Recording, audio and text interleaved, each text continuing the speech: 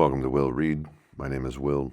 Today I'm reading The Rag and Bone Shop of the Heart by Robert Bly, James Hillman, and Michael Meade. Mother and great mother, the mother of songs, the mother of our whole seed, bore us in the beginning. She is the mother of all races of men and the mother of all tribes. She is the mother of the thunder, the mother of the rivers, the mother of trees, the mother of songs and dances. She is the mother of the older brother stones and of the strangers, and the only mother we have. Song of the Cagaba Indians, Colombia. Our memories are permeated with mother. Not only do our bodies begin in her body, but our psyches begin in hers, and remain attached to hers by means of the scenes, feelings, and habits that compose our life. Memory, and therefore mother, affects us continually. We are and always will be stuck in mother because she is the ground of the experiencing soul. That umbilical cord is never bitten through, even if I put mom right out of my mind or pack off my actual mother to a nursing home in a pine forest.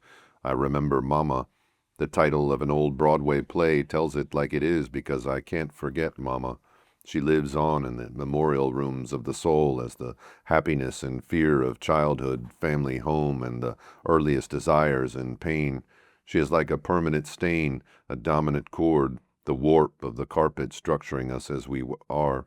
C.G. Jung lists these qualities associated with the mother archetype: maternal solicitude and sympathy, the magic authority of the female principle, the wisdom and spiritual exaltation that transcend reason, also all that is benign, all that cherishes and sustains, furthers growth and fertility.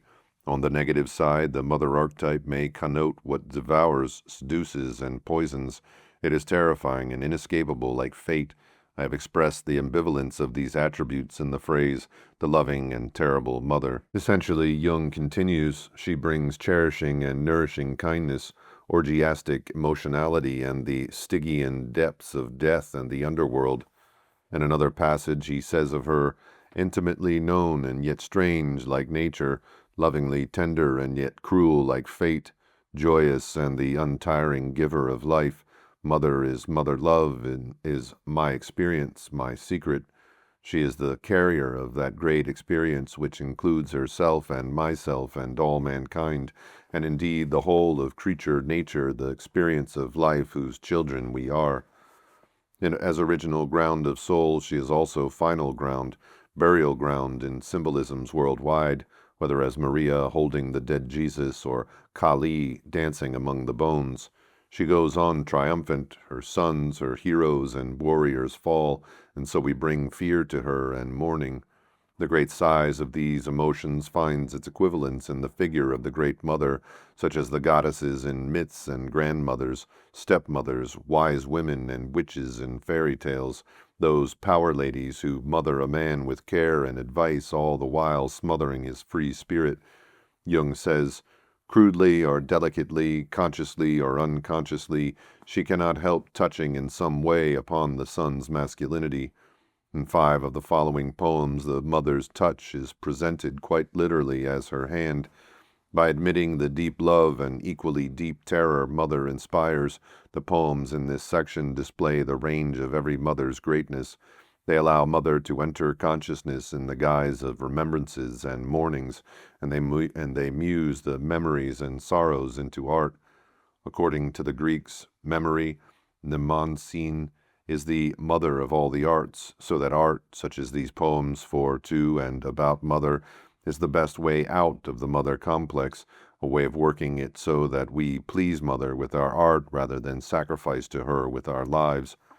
That term, mother complex, at its deepest refers to the emotional memories distilled into our most intimate habits of feelings, to which we cling as if for survival.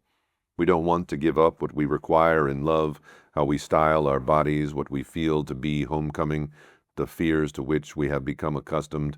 This is all mother memory ruling a man's life.